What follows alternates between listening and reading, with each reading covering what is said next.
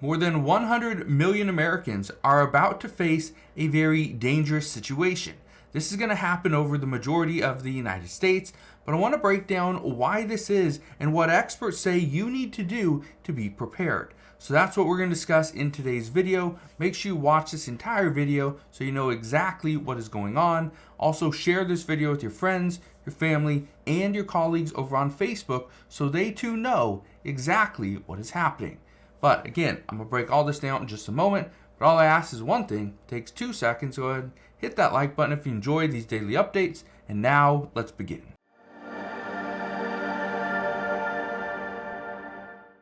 So there is danger ahead for more than 100 million Americans, but there's not much you can do about it. Just listen to this. More than 100 million people remain under excessive heat warnings and advisories this weekend.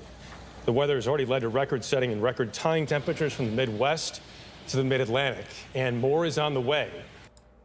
One thing you need to understand is that this heat wave that we are facing right now, this weekend, is going to extend. We know that the heat waves come and go, but the worry and the concern for this year, summer of 2024, is that we are going to see more heat and more disruptions. But guess what? We're going to see power outages sweep the nation. We've already seen it. Just look at this. This happened just the other day. It says this week was a nightmare. Amtrak and the New Jersey Transit outages caused major delays for Northeast commuters. It was a major delay. This was huge. People had to wait. Some trips were delayed or simply canceled. Some of it because of the overhead lines. They were overheating. Others because there were power outages. And this is something that millions of people are going to be impacted with. They may not be able to charge their cell phone, might not be able to watch Netflix or my YouTube videos. Or in some cases, if you have an electric vehicle, well, sorry, you won't be able to charge it unless you do it at night. Now, listen to this, because it's not just about charging your electric vehicles and charging your cell phones and watching your favorite show. Some people are actually losing their life because of this heat. Look at this. It's happening down the U.S.-Mexico southern border. This woman was crossing the US-Mexican border illegally when the heat became suffocating. Paramedics working on both sides have saved her life, but some aren't as lucky. And this is going to happen. We know right now that there are people that come across the US-Mexico border and they are dehydrated. They can't move. They can't think. They're simply sitting there in the shade trying to just recover. Now, the heat is so excessive that people coming across the US-Mexico border are losing their lives. Well, we're going to see if anything happens because as of right now, there hasn't been much done for the US-Mexico border, especially on the United States side. Because of that, some experts are really concerned that we are going to see an increased death toll simply because of people coming across the border, and yet nobody is really looking after them. So, the one thing I can tell you though is this is something that I continue to look after. What is going on? Are we seeing an improvement or not? As of right now, there is no improvement. I want to show you something else though. Look at this.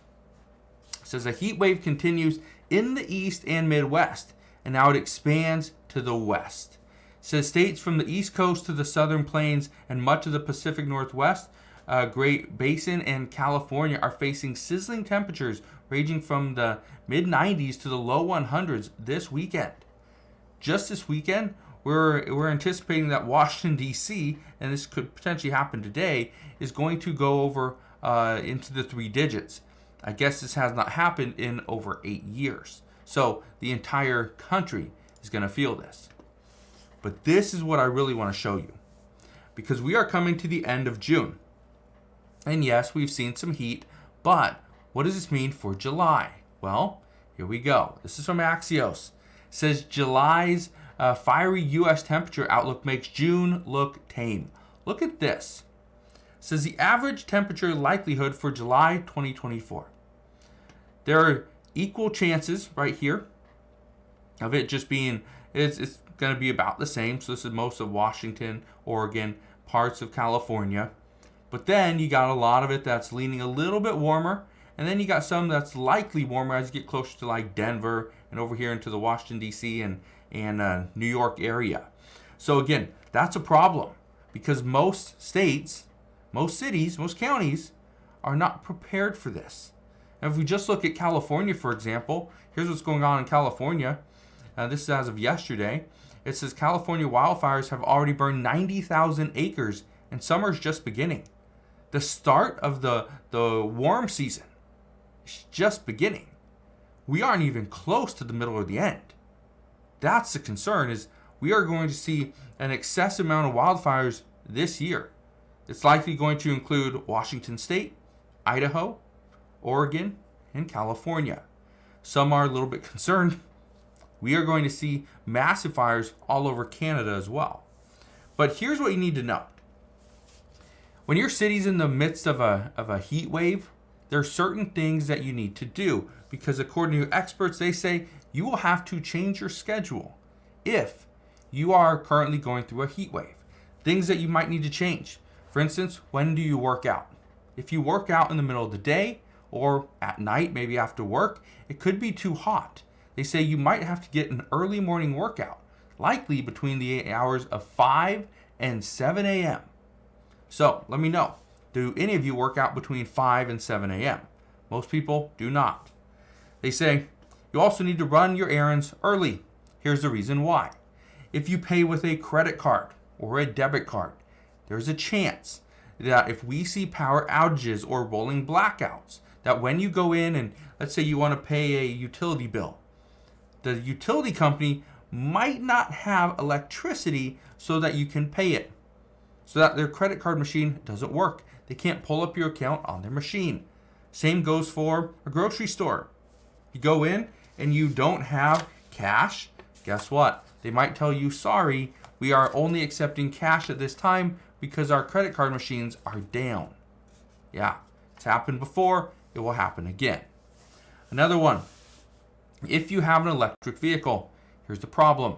Many states, according to experts this year, are going to mandate that you can only charge electric vehicles at night, not during the day.